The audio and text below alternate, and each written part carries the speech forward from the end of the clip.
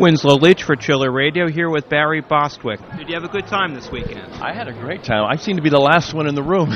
That's how much good a time I had. I don't want to leave. I'm like the last person at the party, you know. It's wonderful having you here, and your castmates from Spin City as well. It's a great show. It was like a little reunion for us. It was wonderful to see them, you know, and to see Michael Boatman, since I saw him last, has had another 2 children. That show looked like it was fun to do. Was it as much fun behind the scenes? You know what, I think it was. I think that's why we all remain such close friends, because we all had such a good time. There wasn't really a bad apple in that whole cart, you know.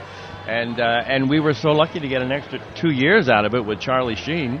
And the show kept its flavor and sense of humor, and, you know, with the little minor cast changes as the years went on, everybody sort of got into the swing of the show, and we just had a ball every week.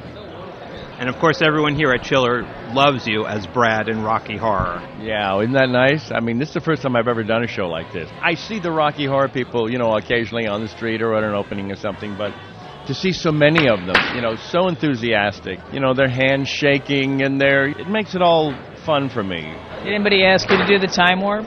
No, they did, and I kept on saying, you know, Brad never did the time warp. Brad did the Madison.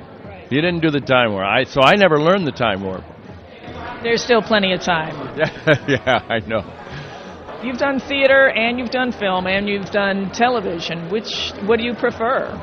You know, I like doing film. It's so hard these days. You're either doing a large part in an independent small feature or a small part in a big feature, you know, so it's hard to tell. And then in television, I have more of a history, and I'll do a series like Spin City, or I'll do a Hallmark movie or something like that, and I always play decent, good parts. It's really like all actors would say. It all has to do with the part, not the size of the part, but really the soul of the part. Have you done anything with singing lately? Because that's sort of where you started, right? Yeah, singing. What have I done lately, singing-wise? Nothing really. Right now I'm the voice of Comcast, which is a tri-state area here in New York. It's a commercial. They came up with this whole campaign of The Voice, and apparently, and they cast me as The Voice. That's sort of fun, but I don't sing. It's all focused on the voice and how that I work on my voice, and I train my voice, and I do my vocal exercises, and then I only use Comcast. I only use their service because it makes my voice sound like my voice, you know. Any vocal exercises you could recommend? Hum-ma-ma-ma. That's a good one. You were in the Robber Bridegroom and also Grease on Broadway, correct? Grease in 1972. I originated the part of Danny Zuko, the part that Travolta played in the movie.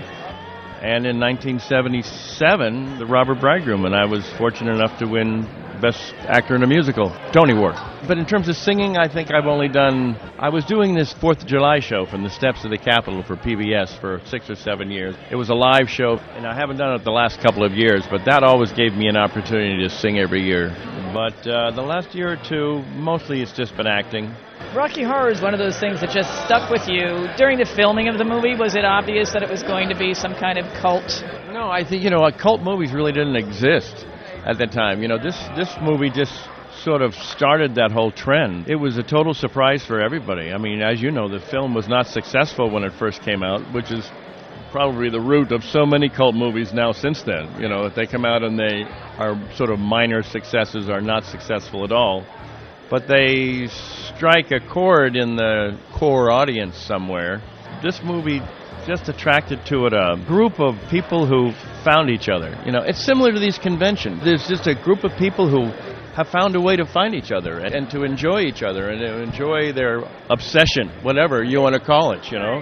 It was the same thing with Rocky Horror. The talented kids and the kids who maybe were very shy and were looking for a little society, and they created their own little societies in all these towns, and I thought it was a very wholesome thing, actually. Did that take long to make? How long were you working on that movie? That was only like I think it was a 2.5 month shoot. You know, there was a lot in pre-production because we had to pre-record all the music, you know, rehearse it, pre-record it. And then it was a low-budget movie, you know. It was made for under $1 million. So really nobody got paid much. It was the equivalent of an independent film, you know. Were you surprised at the costumes when you saw what you had to wear in the second half of the movie? No, I knew exactly what I had to wear. That's why I did it.